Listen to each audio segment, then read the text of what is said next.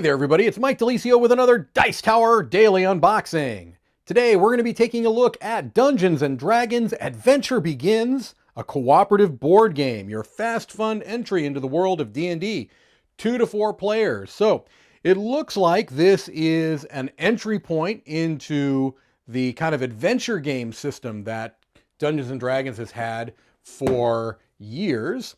Kind of going for newer players, maybe even potentially younger players, although I'm not sure that's exactly what they're going for. But the perfect adventure for new heroes, a cooperative fantasy board game for the whole family set in the world of Dungeons & Dragons. Defeat monsters, collect treasures, sorry, and be a hero. So yeah, looks like it's kind of going for family gamers and trying to introduce them into this world of Dungeons & Dragons. Maybe they haven't played the board game, or the role-playing game, but they're maybe somewhat familiar or interested or just have some curiosity about it. All right, here are different areas.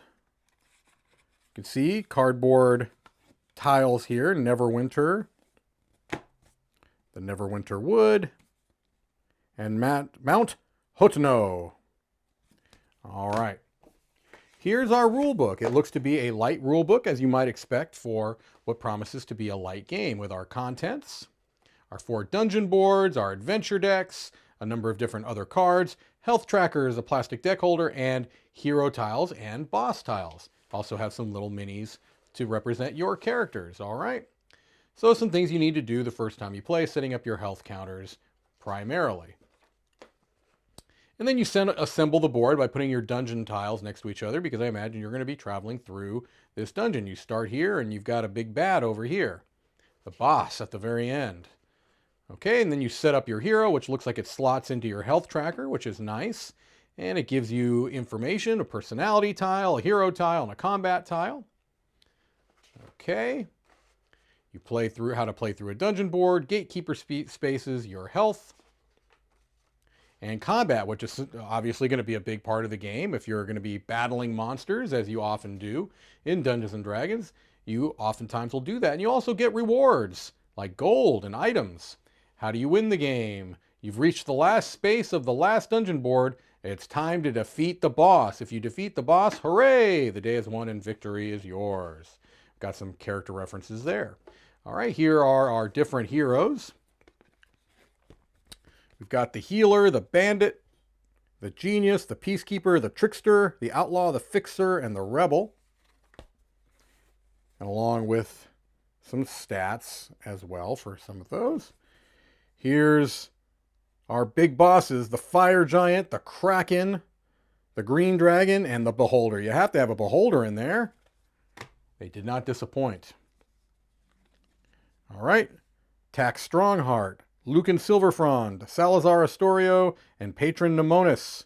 All right, there's our rogue, sorcerer, bard, and fighter, along with different cards that go in to assemble your hero. All right, let's take a look at we've got standard dice here, our D20s, and it looks like a D10 in there. I'm not going to pull those out because those look to be relatively standard.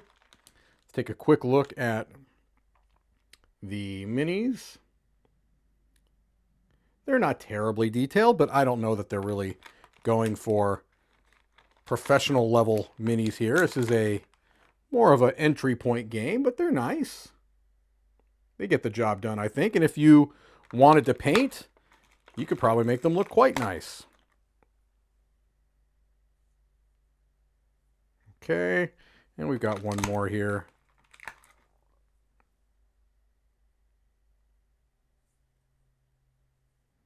I think you can get a sense for the type of minis we're working with. And we've got our health trackers, which these already look like they are assembled. You just would slide the board into the top there and go from there. I believe this is the boss holder. You'd put their cards there, I would imagine, and a card here.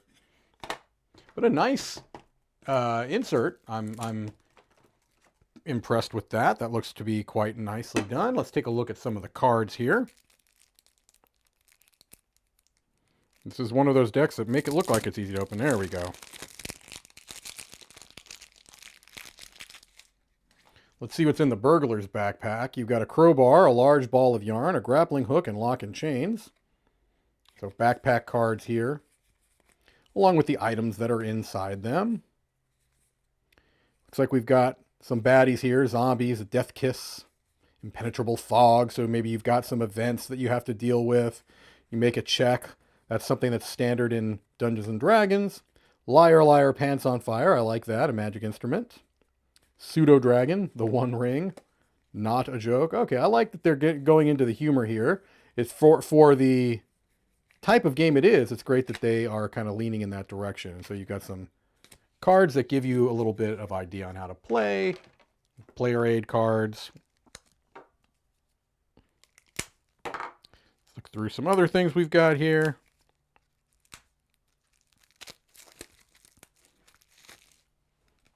Intellect Devourer. A Demolich along with the artwork on the back for those. So that's kind of nice. Again, they're going for a much more cartoony style of art and design than you'll often find in many Dungeons and Dragons games. But it looks like that is the kind of the style they're going for here, right? They're not going as heavy as you might oftentimes feel.